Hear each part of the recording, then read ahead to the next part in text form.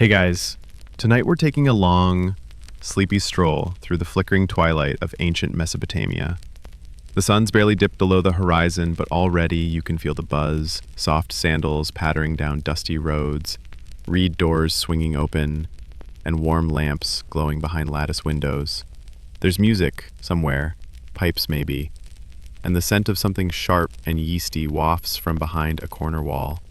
Someone's laughing, someone else is snoring, and somewhere not far off, someone's spilling a little too much frothy beer onto a clay counter and not even pretending to clean it up.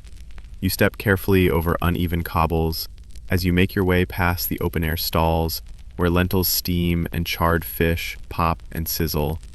It's almost easy to forget you're walking through one of the oldest cities in the world, but you are. This is Babylon, or maybe Uruk, or Lagash. Doesn't matter, because in every corner of this ancient, river-wrapped civilization, there's one common denominator lighting up the night: the tavern. And just so you know, Mesopotamian cities didn't mess around with their nightlife. These folks had legal drinking codes, dedicated beer goddesses, and entire professions devoted to getting you delightfully buzzed. Responsibly, of course. You're stepping into the birthplace of happy hour. Also, minor side note, if you actually lived here, you probably wouldn't survive more than a week. Beer was everywhere, but so were parasites, imperial taxes, and the occasional ankle-deep flood of mystery sludge. So, before you get comfortable, take a moment to like the video and subscribe, but only if you genuinely enjoy what I do here. Drop your city and local time in the comments. I want to know who else is up late tonight. Now, dim the lights, maybe turn on a fan for that soft background hum, and let's ease into tonight's journey together. You walk a little farther, deeper into the maze of clay brick walls and reed thatch awnings. The air smells of warm grain, river mud, and that slightly sour-sweet scent that only comes from fermentation in heat. In one small courtyard, you pass a man singing, badly, to a goat. He's holding a jug and seems very sure he's the next in Hedwana, which is bold, considering she was the first named poet in history and also didn't bleat between verses. This isn't just some modern-style Friday night buzz. For ancient Mesopotamians, beer was woven into every part of daily life. It was nutrition, it was religion, it was economy, and, let's be honest, it was also how people coped with living in a world where crops could fail, rivers could betray you, and your neighbors might stab you over a cow. And the tavern? That was ground zero.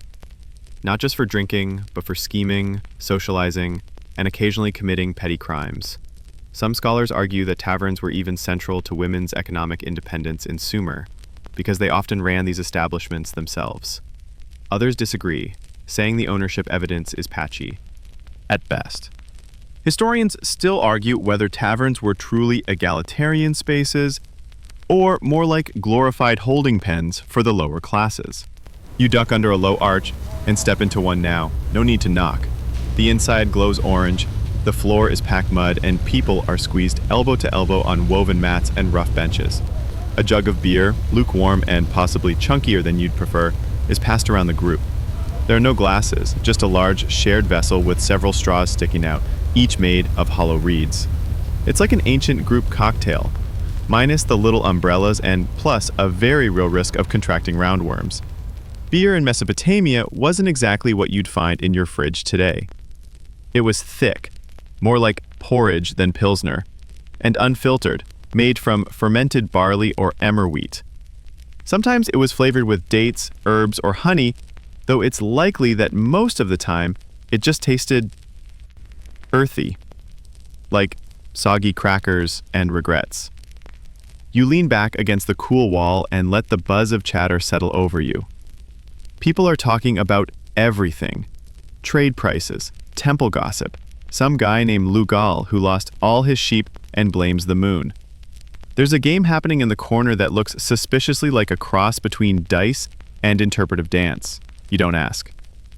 In the far corner of the tavern sits a man scribbling on a clay tablet. He's not an accountant, he's a bureaucrat. Probably recording how much beer was dispensed today, to whom, and whether they were rations or purchases. You see, beer wasn't just a pleasure here, it was a paycheck. Laborers were often paid in beer instead of money, especially those working on public projects like irrigation canals or temple maintenance. A decent day's work might earn you 2 to 5 liters of beer. Not bad, depending on your tolerance and liver strength. A fringe theory even suggests that beer distribution may have been one of the earliest examples of proto-socialism, with the temple complex functioning like a state-run brewery/food bank.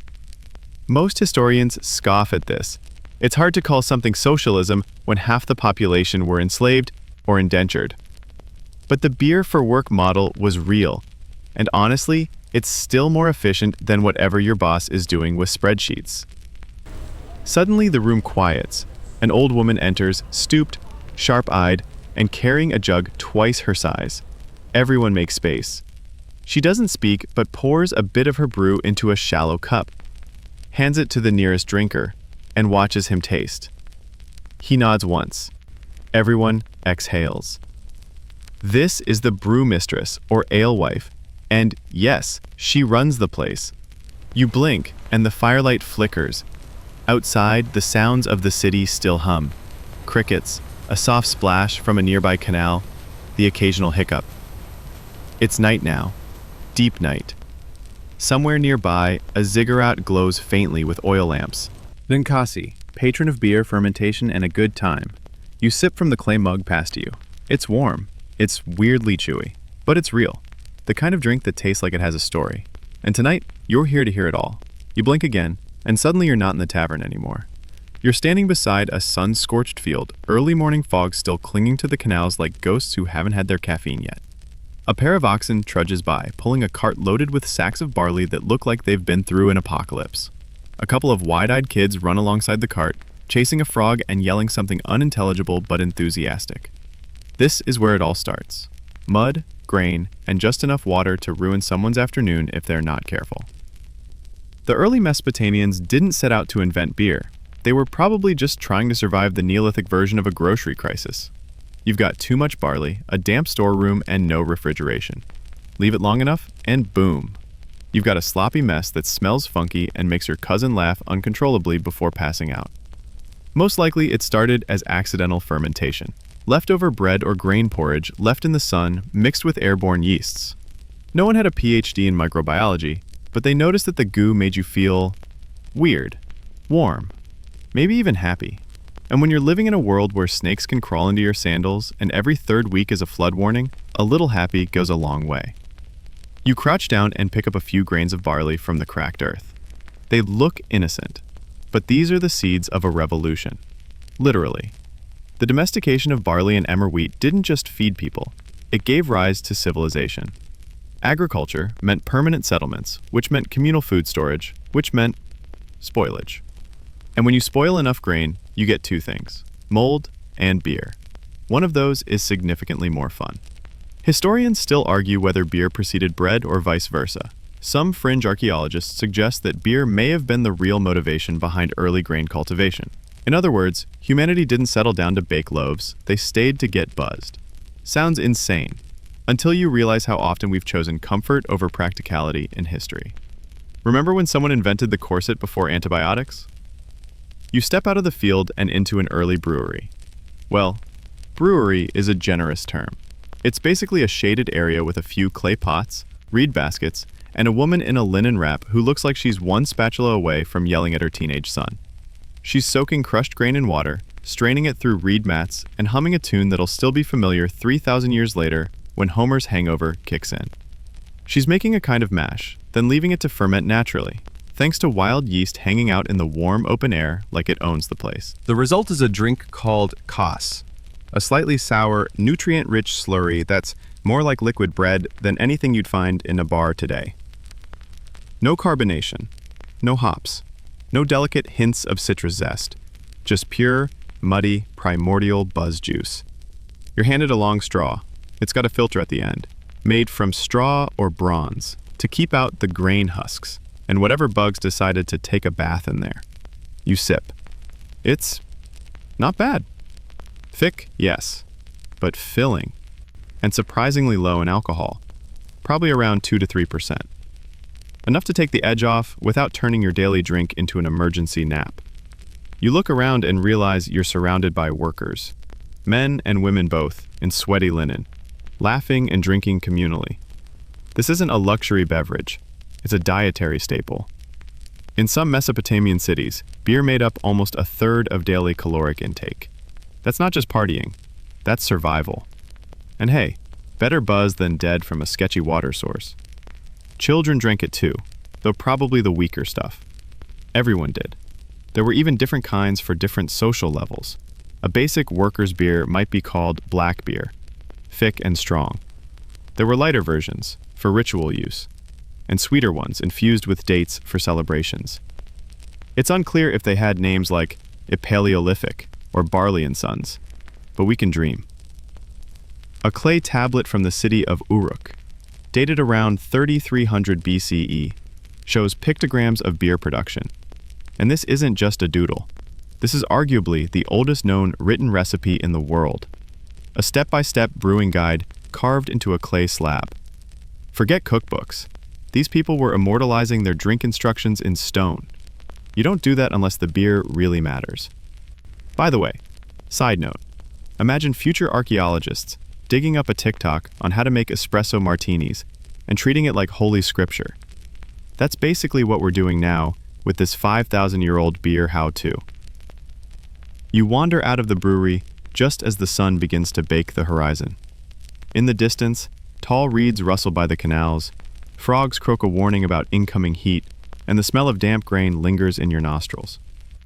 You glance down at your hands, now dusted in flour and wort. The day's just beginning, but already the beer's working its magic. The edges of the world feel softer, a little slower, like your mind is riding in a very gentle canoe made of soft fabric and fog. The workers sing as they march off toward the irrigation fields, each of them carrying their daily ration jug like it's an extension of their soul. You take another sip and realize something strange. This isn't just history. This is still us. Just sandier. And slightly more sober. The late afternoon sun now glints across the canal like liquid bronze, and the warm buzz of fermented barley still tingles gently in your chest. You follow the gentle rhythm of footsteps and chants toward a temple courtyard, where something a little more sacred, though just as frothy, is underway. Because in ancient Mesopotamia, beer wasn't just food or fun. It was also divine. You arrive just as a group of temple singers begins a slow, steady chant in Sumerian. Their voices rise in haunting harmony, echoing off mud brick walls. In the center of the group, an older priestess steps forward, holding a small cup of beer aloft. Her head is shaved in the traditional style, her robe dusted with flour and ash. She's not just a brewer. She's a vessel, a living embodiment of one of the most iconic deities you've never heard of, Ninkasi, the goddess of beer. Ninkasi wasn't just some background deity stashed in the divine pantry. She had status. Her origin story was written down in a hymn, the Hymn to Ninkasi. One part praise poem, one part homebrew recipe. Like if Psalm 23 also taught you how to make kombucha. The hymn goes into beautiful, almost sensual detail. You are the one who waters the malt set on the ground. You are the one who bakes the bapir in the big oven. And yes, bapir was a twice-baked bread used specifically for brewing, not for snacking. You dunk it in water, mash it with dates or honey, let it ferment, and voila, sacrament in a jug. Scholars are still debating whether the hymn to Ninkasi was mainly instructional or ceremonial. Some believe it was part of a priestess's daily chant, guiding her through the sacred steps of brewing like a divine checklist. Others think it was recited during festivals, when the beer was finally ready and the city could erupt in some serious, state-approved revelry. Either way, Ninkasi wasn't just about buzzed evenings and clinking cups. She represented order in the chaos. The transformation of raw grain into something civilized, consumable, even spiritual. You could say she brewed both beer and culture in the same clay pot. And don't think for a second she was alone. Up there on the divine drinks team. Mesopotamian mythology was basically a party guest list with heavy symbolism. There's Dumuzi, the shepherd god who, spoiler, dies and resurrects annually, often in a story involving excessive feasting and intoxication. There's Enki, the god of wisdom and fresh water, who may or may not be the type to show up to the god's banquet already tipsy. In one story, he gets drunk, gives away sacred power. This is the Yikor, the sacred storage space. The beer here is no ordinary brew. It's been blessed, strained thrice, and probably seen more prayers than some modern marriages. It will be poured as libation, offered to the gods, ancestors, and maybe even a helpful household spirit or two. You watch as a young priest delicately tips a jug into a shallow bowl, the liquid swirling with honeyed darkness. He sets it at the feet of a clay statue, Ninkasi herself, carved with a serene smile and a mug in each hand. If you didn't know better, you'd swear she was smirking at you. And here's where things get delightfully weird. Some scholars believe beer offerings weren't just symbolic. They were consumed by the gods. Not literally, of course, but ritually, left to evaporate or absorbed by priests acting as divine intermediaries. In some rare cases, animals were given beer as offerings themselves. Archaeological digs have uncovered donkey burials with tiny beer vessels, as if even the afterlife had a happy hour. Now, not everyone agreed on exactly how beer functioned in divine relationships. Some Mesopotamian texts portray it as a bridge between worlds. Others see it as a reward, heaven's cocktail hour.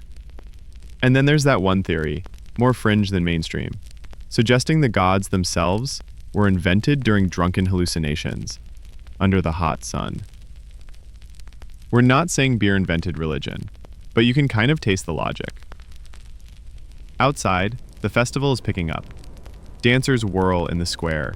Music spills from reed flutes and hand drums. There's food, fire, and most definitely, flirting. You linger near a bench, watching as couples pass jugs back and forth, laughing, their fingers stained with date syrup. You wonder how many relationships began this way, under flickering torchlight, cheeks warm with beer and mythology. You sip again from a shared vessel. It's sweeter than the one in the tavern. The date infusion lingers on your tongue, rich and earthy. You close your eyes. The hymn echoes faintly in your ears, layered with the scent of smoke, barley, and the fading heat of day. And just like that, you get it. You understand why they sang, why they built statues, temples, whole cults around this murky drink. Beer wasn't just a beverage. It was a spell, a little jar of transformation. Grain into gold, mundane into magical, noise into ritual. You open your eyes. The festival is swirling around you now, like a dream, soft and half-formed. In the distance, someone calls out the name of a friend, or a god, or maybe just the last person who promised to pay for this round. It doesn't matter. All you know is this. The beer is flowing, the music is playing, and somewhere above it all, Ninkasi is raising a mug right back at you. The music fades slowly behind you, replaced by the rhythmic scuff of your sandals on stone. You're walking uphill now, towards something looming against the indigo sky. It's massive, impossibly so. Step by step, your eyes follow it upward. Stacked platforms, tiered like a layer cake baked by someone with very big dreams and very few OSHA regulations. This is a ziggurat, and it towers over the city like a god watching its own Netflix documentary. You're not here to climb all the way to the top, though the priests do that daily, usually while fasting and barefoot. No, you're here for something more grounded. The party under the ziggurat, the one that's not supposed to be happening and yet absolutely always is. You find it tucked beside a cluster of storage buildings. The glow of torches flickers on mud brick walls. Laughter drifts through the air, thick with smoke and that unmistakable scent of overly warm beer. A small crowd is gathered. Merchants, scribes, farmers, maybe a couple of bored temple guards who are definitely off duty. A jug passes hands, then another, and another. You step into the circle just as someone finishes telling a joke that involves a goat, a tax receipt, and an unfortunate misunderstanding involving a reed basket. It's hard to follow, but the punchline lands and everyone howls, except one man who groans, clutches his head, and mutters something that might translate loosely to, "By Enlil's beard, I shouldn't have mixed the dark beer." And now we arrive at an important question. Did ancient priests get drunk? The short answer, oh, absolutely. But here's the thing, it wasn't always frowned upon. In many cases, it was expected. Religious rituals often involved beer as a sacred offering, and priests frequently partook of the goods. In fact, some of the most lavish feasts in Mesopotamian temples weren't just for the gods, they were also for the priesthood and their VIP guests. These events blurred the line between ceremony and celebration. You'd have chants, sacrifices, prayers, and also toasts, gossip, and the occasional regrettable flirtation with someone from the acolyte choir. There are temple records that list entire inventories of grain and beer allocated specifically for festive consumption. That's official speak for yes, we budgeted for everyone to get a little loose.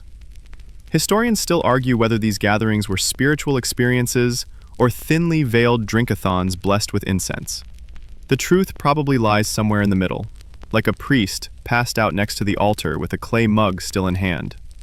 You're handed one now, a thick, squat vessel warm from the torchlight. You sip. It's smoother than the others, maybe better filtered. You're told it came from the ziggurat stores, which makes sense. Temple beer was considered the good stuff, made from higher quality grain, brewed in larger quantities, and reserved for divine service, which somehow always included the upper priesthood's personal consumption. A few steps away, someone starts singing. Not a hymn this time, but a drinking song. The lyrics are mostly nonsense syllables that rhyme poorly with Enkidu, but it doesn't matter. Everyone joins in. This is the after-ritual buzz, when the lines between worship and wilding out get a little blurry. You sit down on a stone bench. Next to you, an elderly man with a long, oiled beard leans over and whispers, "Back when I was young, temple festivals lasted 3 days." He grins, revealing exactly 2 teeth. "We used to drink until we forgot the names of our own gods," he cackles. You're not sure whether to laugh or worry. And here's a fun tidbit for you. One Sumerian proverb advises, "A beer-drinking man has no worries." Another warns, "Don't show up to the palace drunk, it will not go well." So, mixed signals, very on-brand for ancient bureaucracy. In fact, some priests took their brewing so seriously, they incorporated it into training. Archaeological records suggest that young acolytes were taught to recite brewing methods alongside prayers. One inscription even details the penalties for dishonoring sacred beer, which could include fines or forced labor. Imagine your barista getting excommunicated for over-foaming a latte. You stretch out your legs as the torches burn lower, casting shadows like soft brushstrokes on the ancient walls. The ziggurat looms above, silent but not empty. Somewhere up there, offerings are still being made. A quiet murmur of prayer hums against the bricks, carried on the warm breeze. And below it all, the people drink. They always have. It wasn't just priests getting in on the divine pour either. Mesopotamian festivals often welcomed commoners to join in, though seating and beer quality probably depended on your social rank. The gods were generous, but not necessarily egalitarian. The party next to you erupts in laughter again. Someone's reenacting a myth about Inanna and the hulupu tree, using only interpretive dance and a goat skull. It's very moving. You're not sure what the message is, but the goat seems into it. Another jug arrives. Someone proposes a toast to Ninkasi and not getting smote tomorrow. You drink, and the liquid hits differently this time. Less bitter, more rounded. Either the priesthood really knows they're brewing, or you're finally developing a taste for barley porridge with a splash of hallucination. The night deepens, the torches burn low, the music slows. You sit back against the warm wall of the temple and look up at the stars. In a world full of chaos, where rivers flood, kings get overthrown, and crops fail, this moment feels like a small victory. Maybe that's what beer was always meant to be. Not just a drink, not just a ceremony, but a pause. A space carved out from the madness, where people could laugh, sing, forget their titles, and remember they were human. You close your eyes. Somewhere far above, on a stone platform halfway to the gods, the final cup is poured and the chant fades into the stars.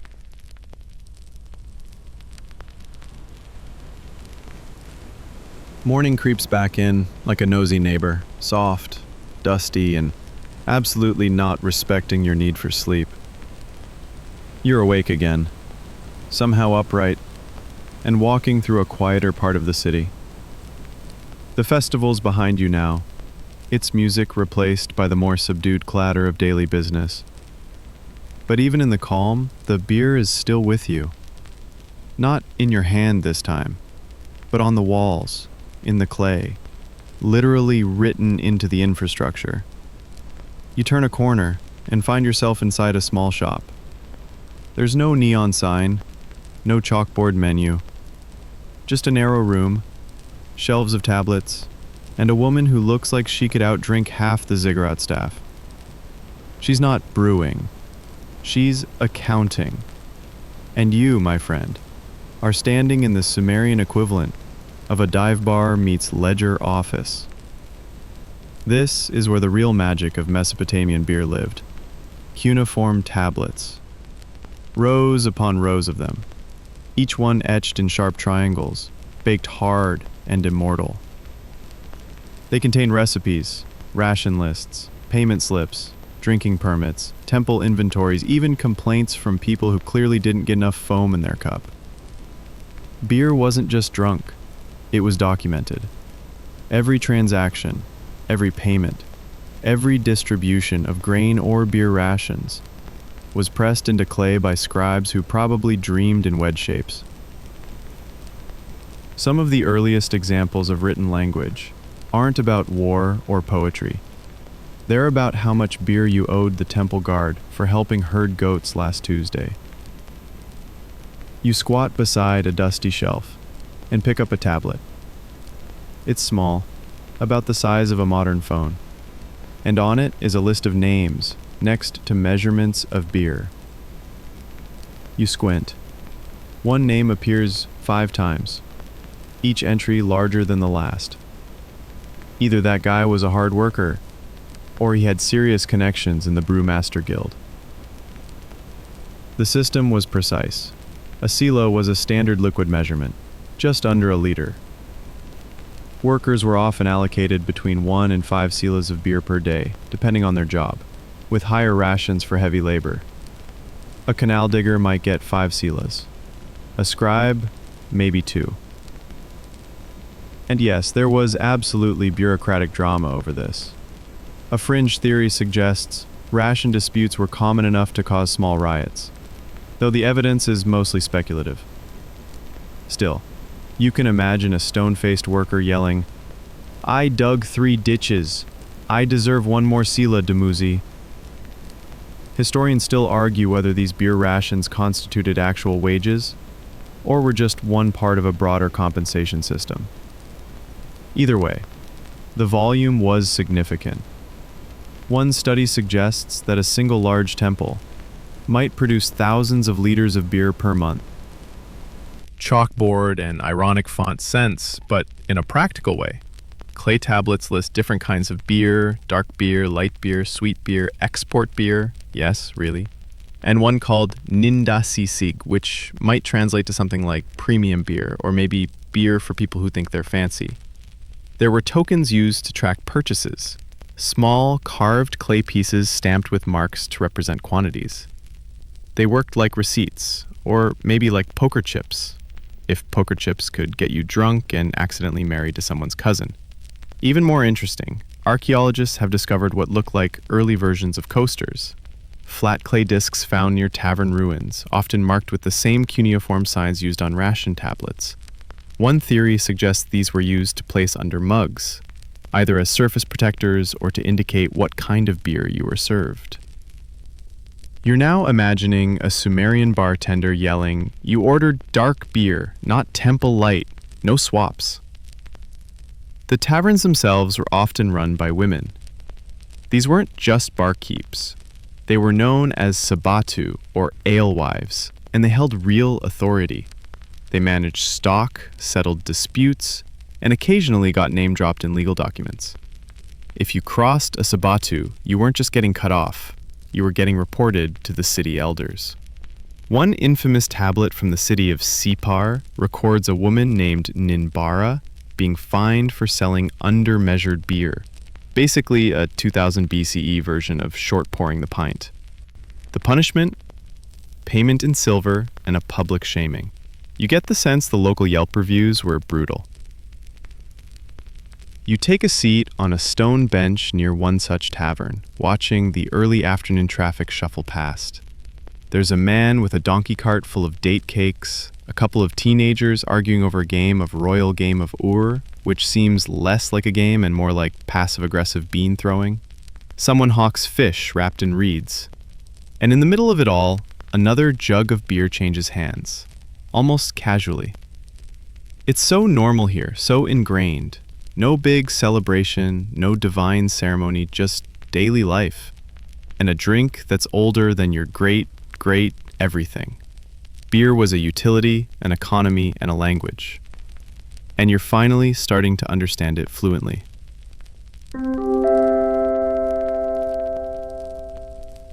You close your eyes for a second and picture it.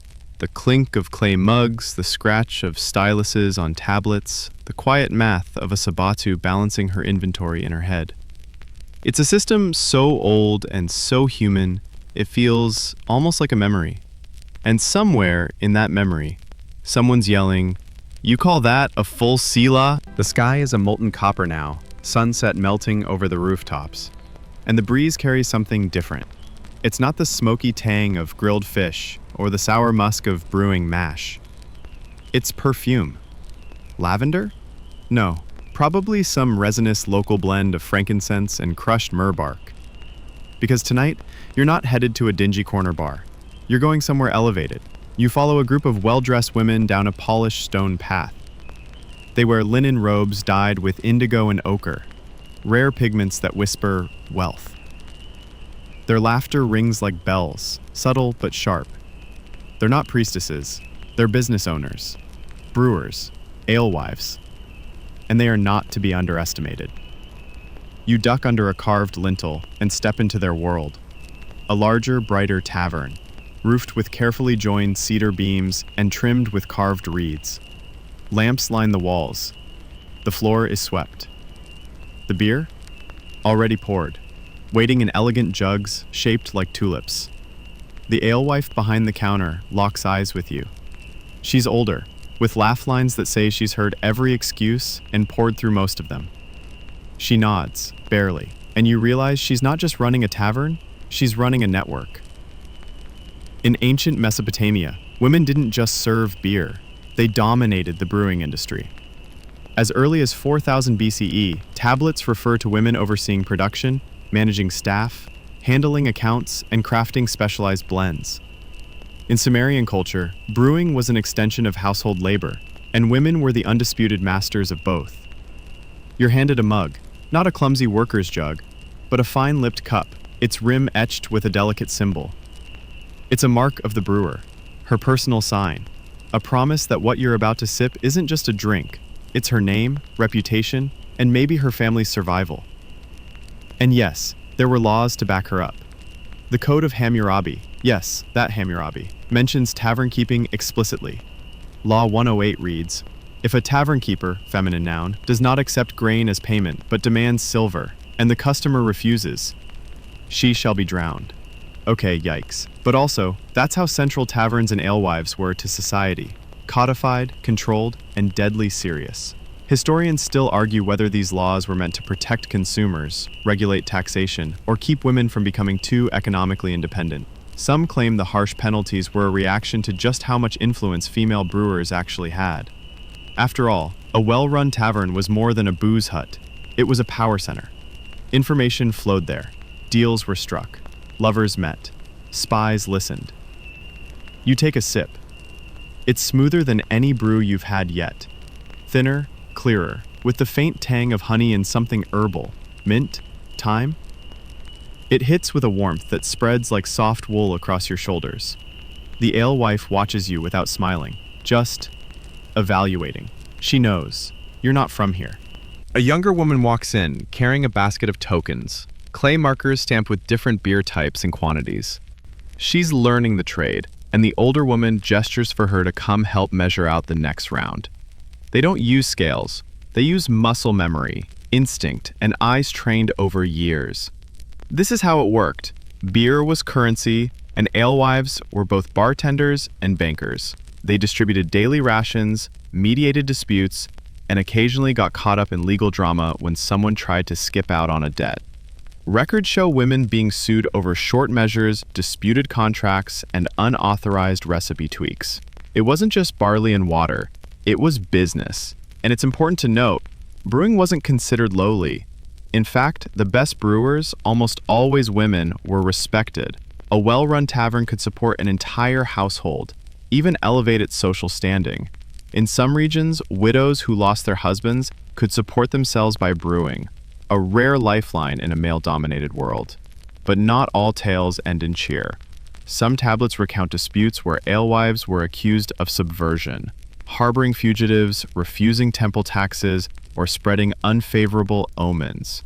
Fringe scholars have even speculated that some women use beer sales as cover for other kinds of underground networks, information brokering, matchmaking, political whispering.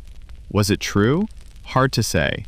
Historians still argue whether these accusations were grounded in fact or simply patriarchy having a meltdown.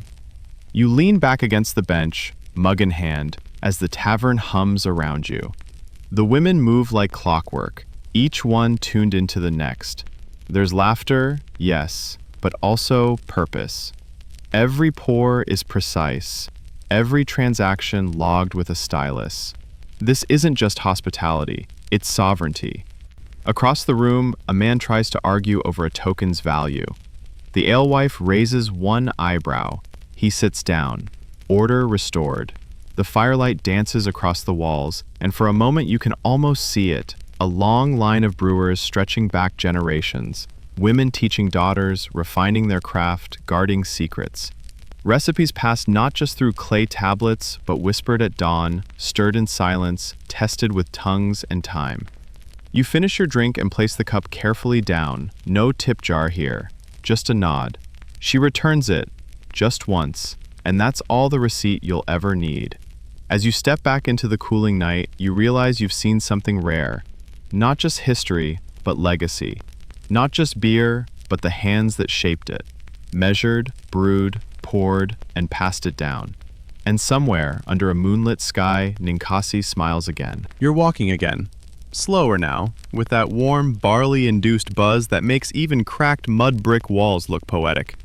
The sky's deep into navy, and torchlight flickers along the canals like fireflies having an existential crisis. You pass rows of houses with reed blinds pulled shut, and soft laughter leaking through slats. Then, as you round a corner, you spot something less cozy. A guard station, and next to it, a barrel-sized ledger stone. Welcome to the bureaucratic hangover, state-regulated beer control. You squint at the inscription, carved with all the enthusiasm of a tax auditor at closing time. It lists barley quantities, brewing yields, tavern production quotas, and... Wait, is that a tax bracket for mid-strength beer? Yes. Yes, it is. This is where the ancient buzz meets ancient bureaucracy. Because once the Sumerians, Akkadians, Babylonians, really anyone who ruled this river-soaked land, realized just how important beer was, they did what any smart ruling class does. They taxed it. Hard. Beer wasn't just a drink. It was a resource, a currency, a tool of state power. And you can bet your last sila that every mug, jug, and jug of mugs got counted, weighed, and taxed down to the last barley husk. You follow a canal-side path to what looks like a small shipping depot. Workers haul sacks of grain into shaded storehouses, where government scribes with smug expressions and very good posture sit behind clay desks. One is carving numbers into a tablet faster than your brain can process. This, my friend, is where your buzz gets itemized. Rations, quotas, licenses, it's all regulated. If you're a brewer, you owe grain to the temple. If you're a tavern keeper, you owe beer to the palace. If you're caught selling without a license, congratulations, you've just committed a felony, and your punishment involves fines, loss of property, or, if you're particularly unlucky, execution by drowning. And you thought your local zoning office was rough. The Code of Hammurabi shows up again here like the killjoy it sometimes was. Law 109. If a woman tavern keeper does not arrest plotters in her house and bring them to court, she shall be put to death. Yes, apparently the state also expected you to run your tavern and act as an informant. No pressure. Historians still argue whether these harsh laws were commonly enforced or mostly symbolic, a kind of scarecrow justice meant to keep people in line. Some tablets suggest enforcement was inconsistent. Others record surprisingly meticulous inspections of taverns and brewing sites. Either way, the message was clear. The state was watching your cup. You step into a government-run brewery, larger, colder, more serious than the women-run tavern you just left. There's no laughing here. Just workers pouring grain into massive vats, steam hissing as clay pots are lifted and shifted with mechanical precision. Overseers bark orders.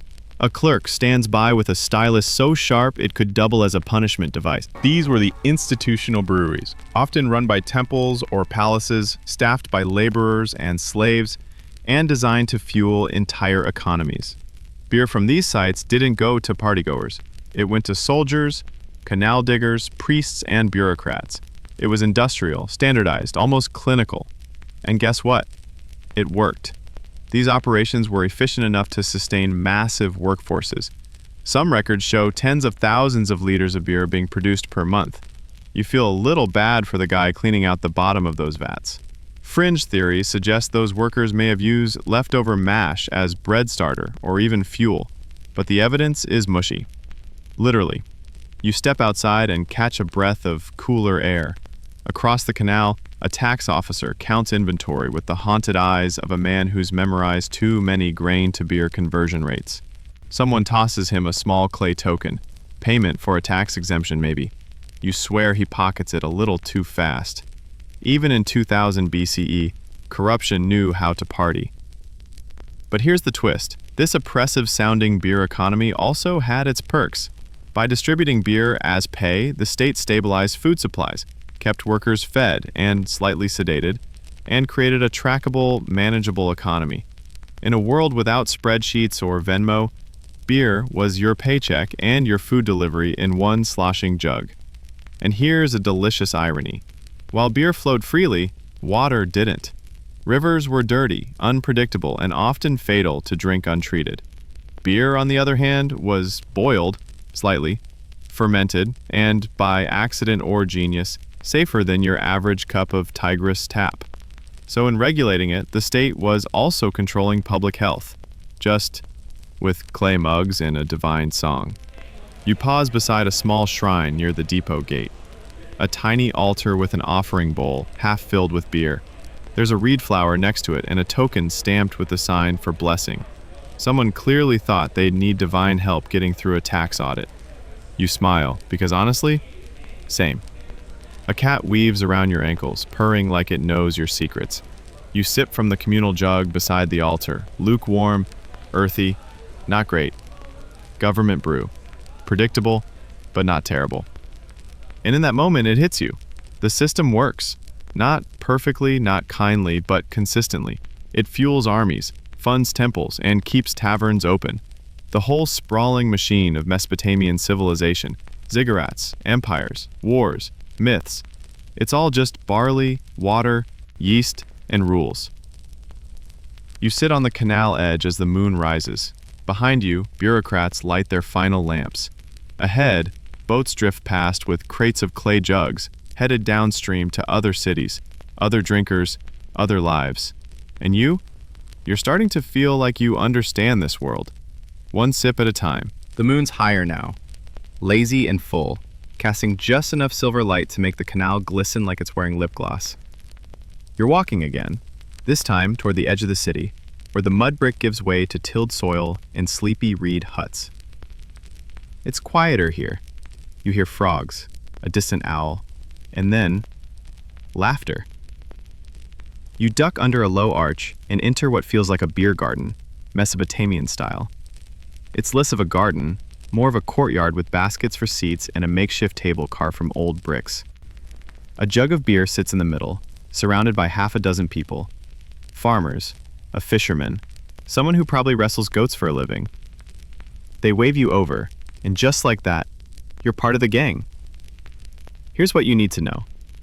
Beer wasn't only for festivals or temples or taxes. It was social glue, a way to bond, tell stories, settle arguments, and gossip like there's no ziggurat watching. And the further you get from the city center, the more honest it feels. One man slaps his knee mid-story. You catch the word inanna, and suddenly you're getting the Mesopotamian equivalent of a drunken myth retelling. According to him, Inanna once challenged her father Enki to a drinking contest, won, and walked home with all of civilization's powers in her back pocket. Is it historically accurate? No. Is it deeply funny and strangely empowering? Absolutely. Historians still argue whether beer's social role surpassed its nutritional value. Some say it was a survival tool first, social lubricant second. Others insist that these shared evenings, these communal rituals of sipping and storytelling, were the real backbone of Mesopotamian society. Food you ate alone. Beer, that you shared. You take a sip from a communal straw and pass it to the left. No mugs here, just a large pot in the center and long, bendy straws made of reed or bronze. You wonder how many lips have touched this one today, and then you decide not to think about it. The conversation shifts from myths to daily gripes. The canal floods, the price of dates, that one merchant who shorted everyone on fish this week. It's mundane, but that's the point. This is the pulse of ancient life, not battles or kings, not temple ceremonies, just people, half drunk and wholly human, unwinding after another blisteringly normal day. And every so often, the stories turn darker. Not scary, just real. A woman speaks of her son, conscripted by a local warlord. A man jokes, softly, about hiding some of his barley from inspectors. Another mutters something about the tax tablet accidentally falling into the canal. The group laughs, but not too loudly. You realize now, beer isn't just pleasure, it's privacy. Not in the hidden sense, but in the safe space sense. Here, with friends and ale, people can speak a little more freely. The state has One man sighs that he'll never impress the brewer's daughter, not with his barley ration. They all groan. Someone offers him a toasted reed cake as consolation. The moment is warm, small, perfect. And here's a beautiful historical footnote. Love poems from this era often mention beer. In some, the beloved is described as more intoxicating than the finest brew. In others, the couple meets in a tavern. In one eyebrow-raising verse, a woman invites her lover to drink the beer from my cup, my sweet. We'll just leave that there. It makes sense. If you wanted to court someone, you didn't take them for a walk by the canals. You shared a jug. Beer was courtship, comfort, and courage. The original wingman. Fringe scholars have even proposed that some taverns acted as proto-dating spaces, where people met and flirted, especially during festivals. One early Akkadian phrase, crudely translated, might mean barley before marriage, though others argue it was just a pun about soggy bread.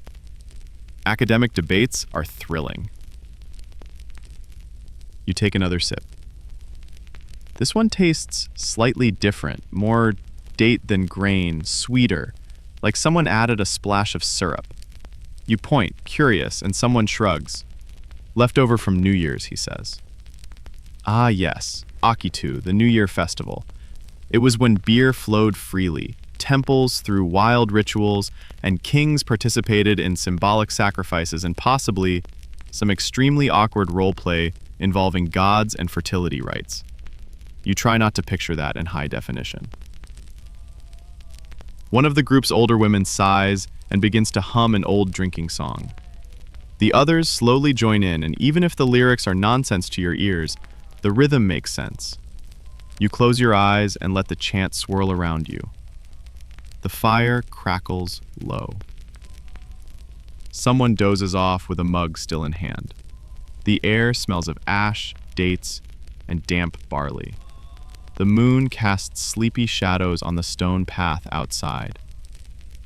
And for a second, just a second, you forget the century. You forget the rules, the ration lists, the laws written in sharp clay. You're just a human, sipping the same drink your ancestors shared before history even realized it was being written.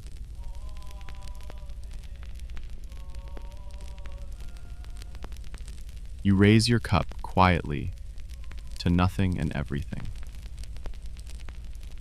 and sip again. The stars have turned, just slightly, enough that you can feel the tilt of time. The courtyard behind you hums with the fading energy of a night well lived, and you're wandering again. This time, the path takes you deeper into the domestic heart of Mesopotamia.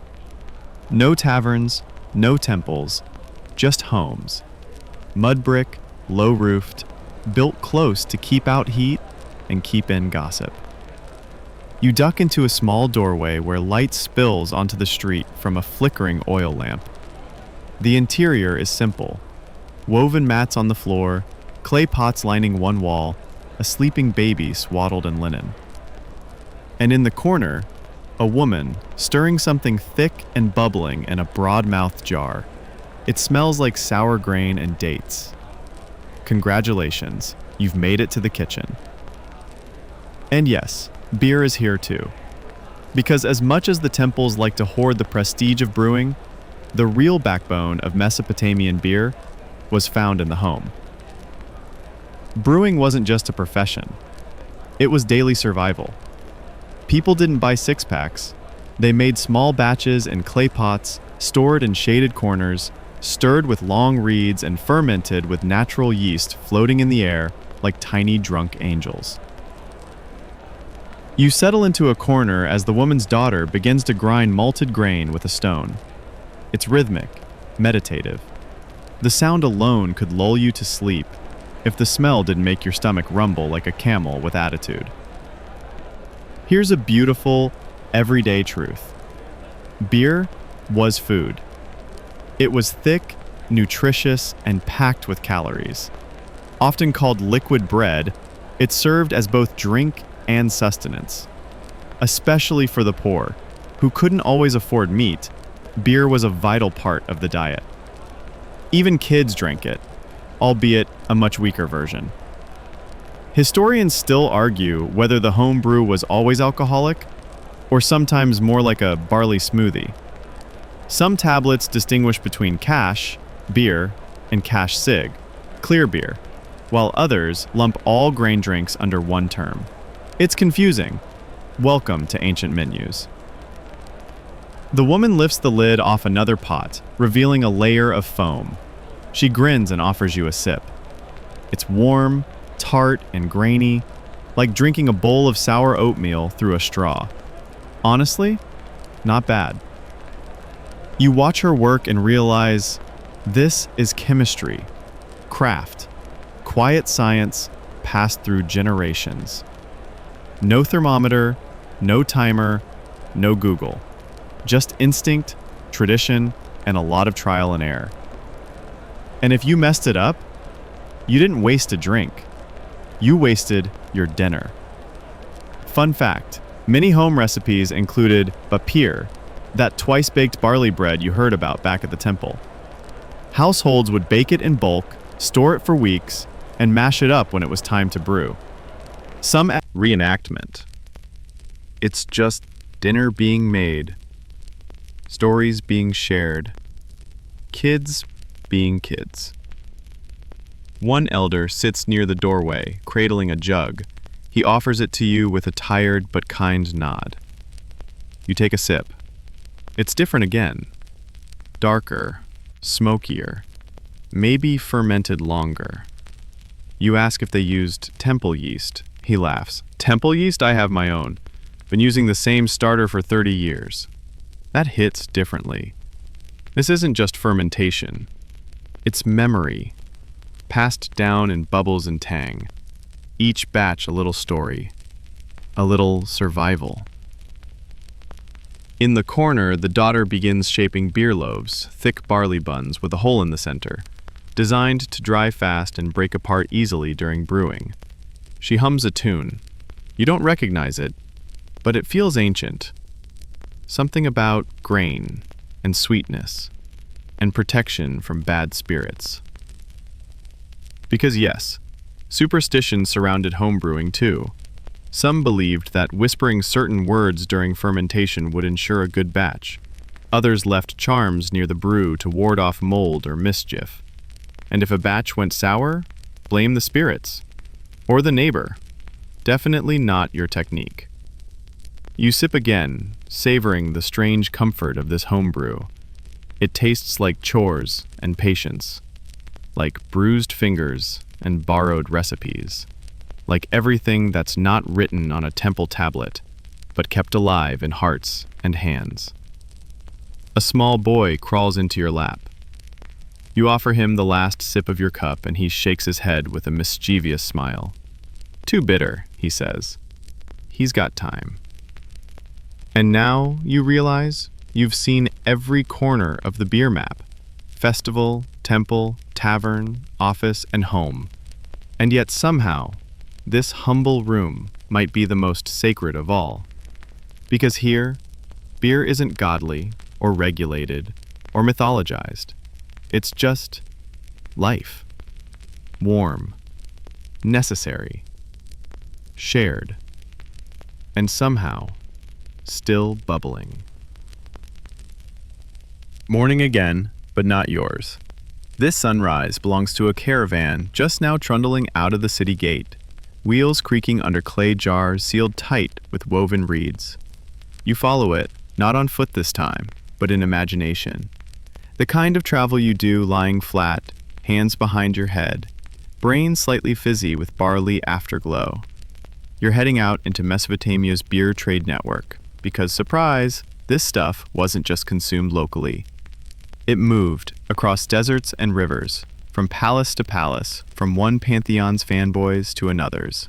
As the caravan winds east toward Elam, or west toward Mari, you realize something weird. Beer wasn't always shipped as beer. That stuff spoils fast in the sun, and sloshing it around in breakable pots wasn't ideal. Instead, brewers packed the key ingredients, bapir, malted grain, sweeteners, so that beer could be reconstituted later, like the world's oldest instant soup, but with more hallucinations and fewer noodles. You're bouncing along with the donkeys now, passing through checkpoints where scribes inspect tokens and seals. Each jar is marked with an insignia, the brewer's name, the temple of origin, and sometimes even the style. This wasn't just logistics, it was branding. Archaeologists have found dozens of these storage jar seals, tiny, gorgeous clay discs stamped with emblems like barley stalks, starbursts, or divine symbols. And if you're thinking, wait, ancient Mesopotamians had craft labels? You're absolutely right. One recovered seal even had a slogan of sorts. Scholars argue over the exact translation, but it might have read, "From the house of Ninkasi, sweet and clear," which is basically a 3000 BCE version of "brewed with love since forever." At distant market towns, the beer supplies are met with excitement. It's not just a commodity, it's a treat. Some merchants use it to grease deals, others trade it for spices or copper. In one town, a brewer's special honey bapir blend is accepted in place of currency for 2 weeks straight. You imagine the brewer smugly updating her clay ledger, surrounded by slightly tipsy accountants.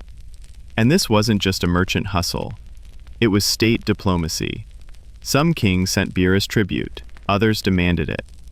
One early Assyrian ruler reportedly requested 12 jars of northern brew from a city under his control. Historians still argue whether this was for a festival or just a royal binge session. Either way, it's clear, beer had gone international.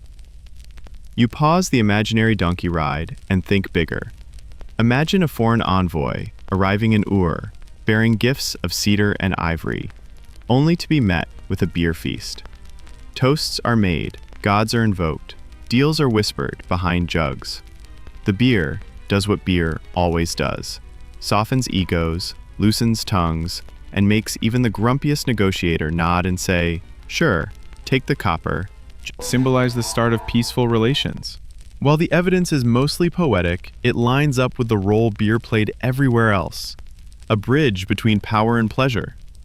You shift the dream channel again, this time to a riverside port. Massive reed rafts drift in, weighted with cargo. Dock workers unload barrels, and somewhere in the noise, you hear a familiar sound, the slosh of beer being ladled into travel mugs. Yes, even long-haul traders needed their fix, probably even more than the average bricklayer. But here's the fun twist. Not all traded beer was top shelf. Like today, some brews had reputations. There are tablets that record disputes over spoiled beer, watered-down shipments, and even deliberate counterfeits. One angry scribe describes a batch from Kish as flat, thin, and unworthy of even a dog's bowl, which is both insulting and oddly poetic. To prevent such issues, temples and palaces started standardizing recipes, issuing brewing protocols to ensure consistent quality. This was the start of something huge, institutional quality control. Somewhere in a dusty archive, a royal clerk probably muttered, "We need better foam metrics." And the world of regulation was never the same. You lean back in your imagined saddle and watch the trade routes stretch outward, like veins from a heart. Beer travels by raft, donkey, boat, and occasionally on foot, slung over someone's shoulder in a leather bag that probably smells like death and barley. And the reach is stunning. From Sumer to Akkad, from Elam to the Levant, this sticky, frothy drink flows across borders. Not always in physical form, sometimes as recipes, rituals, or even jokes. Because if there's one thing even a foreign dignitary could understand, it's a good beer pun. Trust us, sip to forget your tax list works in any language. You return mentally to the city gates, watching the caravan vanish into the shimmering distance. The beer it carries might be drunk in a feast, used as a bribe, given as tribute, or just sipped quietly beside a fire, while someone wonders what their life would have been if they'd just learned pottery instead. And that's the thing. Beer wasn't just central to Mesopotamian life. It was the medium through which that life traveled. A physical thing, yes, but also a symbol, a promise, a whisper of connection between cities that might never meet and people who'll never share a meal, except through a shared taste. You lift an imaginary jug, toast the road ahead, and whisper to the next city. You're walking along the canal again, but something's changed. The streets are quieter, the air thicker, like the city is holding its breath. You drift past shuttered market stalls, through alleyways littered with half-broken jugs and stray reeds. A storm's coming, not of weather, but of time. Because now you're entering a more fragile part of the story, the part where empires crack, languages drift, and beer, our ever-loyal drink, starts to slip from the hands of temples and taverns into something more chaotic. This is the decline. Not the fall of beer. Please, don't panic. Beer survives. It always survives. But you can feel the shift here, like the way your favorite bar starts playing top 40 hits and replacing the good mugs with plastic ones. The great cities of Mesopotamia, Ur, Uruk, Babylon, start losing their edge. Trade routes falter, rivers shift course, invasions come in waves. Gutians, Elamites, Hittites. Each new conqueror brings new gods, new laws, new drinking habits. Some still love beer. Others, brace yourself, prefer wine. You shiver, not because wine is bad, but because it changes things. Wine demands grapes. Grapes demand hills. And hills? Not exactly Mesopotamia's specialty. Still, new rulers like the Kassites and Assyrians begin importing wine from the mountains and offering it in ceremonies. In elite circles, beer starts to lose its divine edge. It becomes common. You pause beside a half-cracked relief carved into a temple wall. It shows two men pouring from jars, one labeled beer, the other wine. The beer guy looks slightly grumpy. You feel that. But beer isn't gone, not even close. It just moves downstream, into the hands of laborers, housewives, farmers, and anyone who doesn't care about status symbols. In some ways, it becomes more real, less about rituals, more about resilience. Inside a fading tavern, you watch an old brewer scrape the bottom of a cracked vat. She's working with less now, less barley, less sweetness, less certainty. But she brews anyway. Her customers don't toast to gods anymore. They drink to surviving the next tax hike or the next war. Historians still argue whether this period marks a true decline in beer culture or just a transformation. Some tablets show continued brewing across centuries. Others go silent. The archaeological record thins, clay breaks, names blur. But what we do know is this: beer never vanishes. It changes shape, like river water diverted by stone. It flows around disruption, down into the cracks. You cross a crumbling bridge into Babylon. The ziggurat still towers, but it's quiet now, watched over by Kings forget what barley looks like.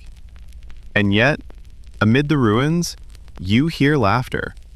Not loud, just a handful of workers resting by the river. One holds a jug. They're passing it around, making jokes about the overseer's sandals. The taste? Probably thin, barely fermented, but it still brings them together. You join them, not because you're thirsty, but because you need to feel that tether, that human thing that doesn't depend on dynasties or temple protocols. One man raises his jug and says something simple, something that doesn't need translation. To tomorrow, may it not suck. Cheers. You sip, and in that moment, you understand. Beer isn't a monument. It's a ritual in motion, a habit that survives collapse by ducking under the radar. Empires may fall, but the instinct to gather, to share, to sip and sigh and soften, that's permanent. And so it goes. The cities fade, the temples change hands, new languages are carved into new tablets. But somewhere, someone is still stirring a pot of barley and hoping it doesn't turn sour. A whisper through time, a foam line across history, a taste that remembers what the stone forgets. You're walking through dust now, ankle-deep, sun-hot, whispering of stories half lost. The cities have crumbled, their ziggurats little more than hunched silhouettes against the sky. But you're not done, not even close, because this isn't just the end of Mesopotamia. This is the start of its legacy. The flavors, the rituals, the habits, it all flows outward now, braided into new cultures, new tongues. You're following beer as it evolves. First up, the neighbors. To the west, Egypt picks up the barley torch with its own flair, sweeter brews, sometimes flavored with mandrake or carob. The Egyptians love beer so much that pharaohs are buried with it. Workers at Giza are paid in it, and the goddess Hathor, their answer to Ninkasi, gets so drunk in one myth that she forgets to destroy humanity. A classic. You sip that version, slightly floral, a bit grassy, and it feels familiar. Different song, same rhythm. Beer flows further. The Hittites in Anatolia, the Persians under Cyrus, even the Greeks, who famously called beer barley wine and considered it a bit barbaric. And the Romans? Oh, They'll drink it, but only on the edges of the empire, where vineyards won't grow and soldiers get homesick. You pause beside a crumbling column where someone once scratched, "Bad beer here," in cuneiform's grandchild, Aramaic. The insult lives on. And here's the kicker. Modern beer history doesn't erase Mesopotamia. It owes everything to it. The ingredients, the process, the idea that grain plus water plus time equals joy. That starts with your Mesopotamian brewmaster stirring a clay pot 6,000 years ago and hoping the gods don't curse the foam. Historians still argue whether beer diffused slowly via trade or sprang up independently in different regions. But what's undeniable is that this land, the Tigris-Euphrates Basin, was one of its oldest, most important wombs, a motherland of malt. You duck into a shadowed archive, one of the last standing in a ruined palace. The walls are lined with clay tablets stacked like dusty novels. A scribe's skeleton slumps near a shelf. His last note, still readable, records barley rations for temple staff, right next to a recipe with a cute little doodle of a jug. You swear the jug has eyes. Fringe scholars sometimes speculate, did beer help write? Not literally, but symbolically? Think about it. To track brewing, you needed tablets. You needed literacy. And once that door opened, bam, administration, math, poetry, science. In a roundabout way, you're sipping from the font of civilization itself. Outside, you hear children laughing. Not from the past, not echoes. Real children, today, somewhere nearby. You peek through the wall. An archaeological dig in progress. Bright orange vests, dust-covered notebooks. A researcher kneels and gently lifts a pot fragment from the ground. Her eyes widen. It's from the early Uruk period, part of a beer vessel, still faintly stained inside. And now you're drifting, time unspooling like thread from a spindle. You're at a craft brewery in Berlin, a roadside dive in Tehran, a tiny rooftop bar in Tokyo. The names change. The grains shift. Rice, rye, wheat. But the bones? Still barley, still yeast, still fermentation, still community. You sit in a dim room with neon lighting and minimalist decor. A server brings a flight of beers on a wooden tray, each one inspired by ancient recipes. One with honey, one sour, one spiced with herbs that probably once grew near the Euphrates. You sip and it hits. They're trying to remember, to revive, to connect. Because even now, in the digital haze of the 21st century, beer is still ritual. The happy hour? An echo of temple offerings. The clink of glasses? A shadow of clay mugs passed hand to hand. The tipsy debates and soft, slurred poetry? Just modern versions of what those Sumerian night owls once murmured by torchlight. You realize now that the story hasn't ended. It's disguised. It's passed from pot to pint, from myth to meme.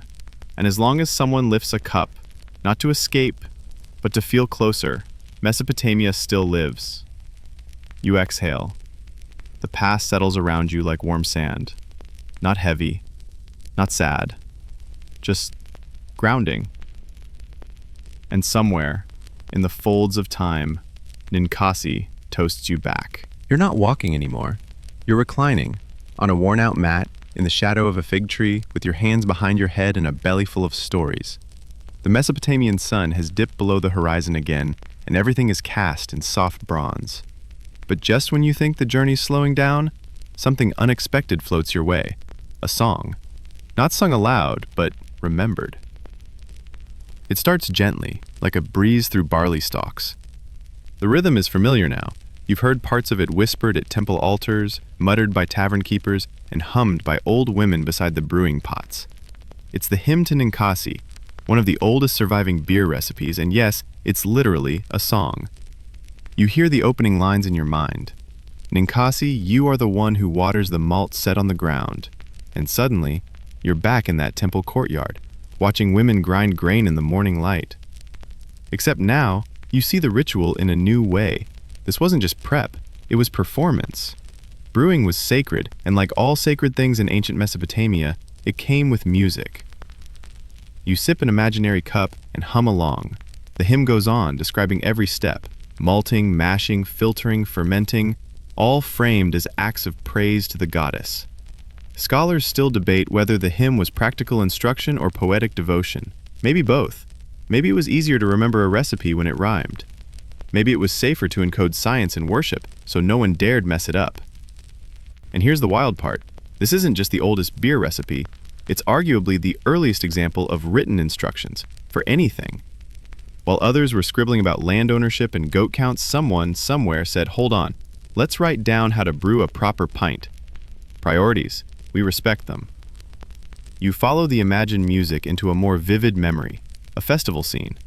The temple is bustling. Bapare loaves are stacked like bricks, great vats are bubbling, priests are chanting, children are dancing, and the brew flows like a second river. This is Ninkasi's day, and everyone's a little too cheerful for a society that punishes tavern cheats with drowning. And yet, no violence here, just joy. You hear someone shout, "May your cup never run dry," and it lands deep. Because in this moment, beer isn't just sustenance or economy or control, it's grace. You think about other drinking songs across time, Viking mead hymns, medieval English tavern ballads, Irish rebel songs, even frat chants, let's not linger. They all do what the hymn to Ninkasi does, turn drink into meaning, structure into ritual, a simple act, sip, into something layered, textured, human. The hymn closes with, "It is you who hold with both hands the great sweet beer, brewing it with honey and pouring it in joy." And for a second, you feel it. Not nostalgia, lineage, like a thread has been tied to your wrist, pulled from a temple courtyard 4,000 years ago and still tugging gently every time you raise a glass. You whisper a toast under your breath, though you're not sure who it's to anymore. Ninkasi, the nameless brewers, yourself? Maybe all of it. Historians still argue whether the hymn was widely sung or reserved for special days. But you know this. Someone memorized it. Someone passed it down. Someone sang it to their kids while stirring the pot, hoping the yeast would behave. And that's how knowledge travels. Not always in books, sometimes in rhythm, in steam, in repetition. You look at your hands. Not covered in grain or ink, but the gesture's still there. Fingers curled around an imaginary cup, warm and full. You stand and stretch. Around you, the dream city flickers. Temples, taverns, fields, they shimmer like heat haze. But the hymn stays, and now you hum it too. Not to remember the process, but to remember them, the people who drank before battle, before taxes, before they got married, the people who sang while they brewed, laughed while they sipped, and found meaning in a fermented miracle. The people who whispered to Ninkasi, not for wealth or power or safety, just for one more perfect cup. You raise it, quietly, to them, to her, to the rhythm that never really stopped. Now, you're drifting through a space not bound by place anymore. No temples, no courtyards, no dusty ziggurat skyline, just memory, just echoes. The past has peeled back its layers for you.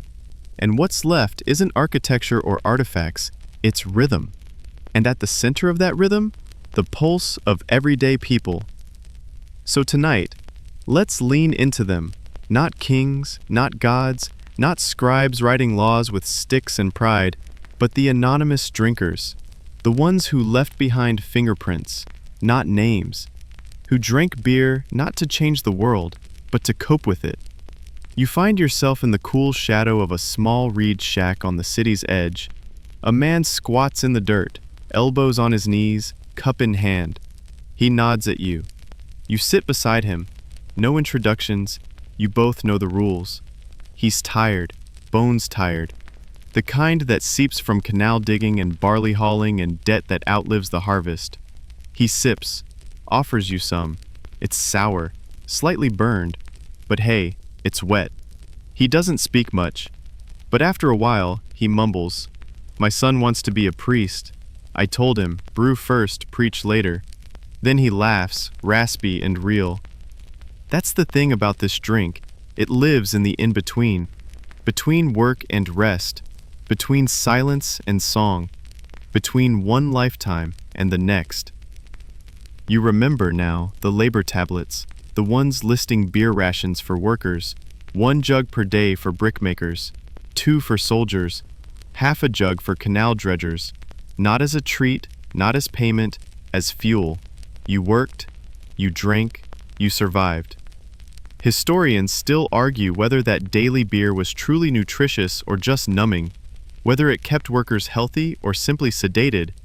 Either way, it kept them going, and it was equalizing in a way. The rich had wine, the poor had beer, but nobody drank water, nobody trusted water. Beer was reliable, tested, and, thanks to fermentation, safer.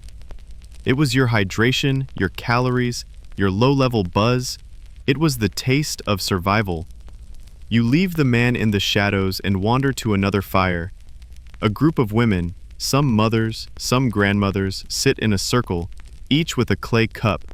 One spins yarn while another hums, off-key but confident. You crouch down. No one says anything, but someone nudges a jug toward you. You pour. And then one of them starts telling a story, not a myth, just something that happened. A neighbor who fell in the canal. A priest who bought spoiled grain and blamed the rats. A girl who tricked a tax collector by brewing fake beer with river foam. They all laugh. It's beautiful and mundane and ancient. And now, you realize you've been drinking like this your whole life, just in different containers, in different languages. The setting changes, the laws change, but this moment, this human, small, heart-soft moment. The stars are out, crisp and scattered like someone spilled a jar of barley across black silk. And for the first time in this whole journey, you feel it slow down. Not stop, just settle. You're not in a city anymore, or a ruin, or a dream. You're in the space between breaths, where memory curls like smoke and time forgets to tick. A space where people drink because they're tired, because they're hopeful, because the day ended and they're still here. This is not the end of civilization. This is the continuity of it. In a sip, in a sigh, in a story murmured low beside a fire. So you pour one more cup, not for thirst, not even for taste, but because it feels right. And you whisper, not to anyone in particular, to those who drank before me and those who will after. Then you sip, and everything gets quiet. You're lying back now, toes barely grazing the cool edge of a clay basin, listening to a frog somewhere belch out its personal opera. The last embers of the fire are glowing like tiny suns in a bed of ash. Everything in your body says, stay. Don't move. Don't blink too hard. Because you've arrived at the stillest part of the journey. The part where history doesn't just inform you, it inhabits you. Let it. Let the barley fields return in a breeze that rustles your hair. Let the hiss of boiling mash echo faintly from some distant kitchen. Let the slosh of half-ladled beer in a temple courtyard still shimmer behind your eyelids. This is where the story doesn't stop. It settles. Right now, in your half-sleep haze, you realize what we've been doing all along wasn't just about beer. It was about what beer made possible. Connection. Memory. A kind of fragile, fizzy resilience. A drink brewed by hand, passed lip to lip, carrying something unspoken that was somehow more permanent than laws or kings. There's a version of you now sitting at every fire we visited. One of you is still watching the brewers at the temple pour honey into a great vat, the steam blurring your vision. One of you is still in that courtyard bar, laughing at a joke you didn't understand, your belly warm. Another one is kneeling beside an old pot, wondering if you can smell the history in the foam. And somewhere, maybe right now, maybe long after you've gone, someone else is sipping from a mug and wondering, how long have we been doing this? The answer? Forever. Because beer wasn't invented in a flash. It emerged in small, sticky gestures. crushed grain, saved mash, shared pot. 1,000 tiny decisions over centuries of trial, error, and hope. Until someone looked at their bubbling jar and said, "This is good." It's the comfort of pattern, the soft fizz of tradition, the joy of making something last, if only from one night to the next. Historians still argue whether beer was civilization's spark or just a happy accident, whether agriculture began with bread or with brew. But they all agree, it changed us. It slowed us down, rooted us, gave us reasons to stay close, to share, to build. It gave us rituals and recipes, love poems and work songs, debts and feasts, excuses and apologies. It gave us narrative. You curl your fingers around an invisible cup. So now, let yourself settle. Let the air in your room grow still. Let the shapes of the night soften around you. If there's a fan spinning nearby, listen to it. Let it blend with the imagined hiss of ancient kettles, the splash of water on grain, the quiet laughter echoing across millennia. You've wandered through mud-brick alleys, ducked into brew houses, leaned over temple vats, and whispered to forgotten gods. You've seen how something as simple as soaked barley could spiral into a ritual, a recipe, a rhythm of human life. And maybe now your eyes are getting heavier. Let them. Let your breath slow. Let your chest rise gently, like the surface of a fermenting pot. Let your thoughts bubble once, then settle, clear. There's nothing else to remember tonight. Nothing you have to do. Just this slow fade backward. Into warm soil, golden liquid, cool clay. Into the memory of people long gone who still feel, somehow, nearby. You're not in a bedroom anymore. You're in a memory bigger than you. A memory kept alive not in stone or scroll, but in cups raised beside fires, in sighs at the end of long days, in shared moments that mattered because they were together. So here's your last sip. Here's your last thought. You are part of the oldest tradition. And tonight, you rest with all the others who ever lifted a cup, took a breath, and closed their eyes. Sleep well, brewer. Sleep well, drinker. Sleep well, keeper of the flame.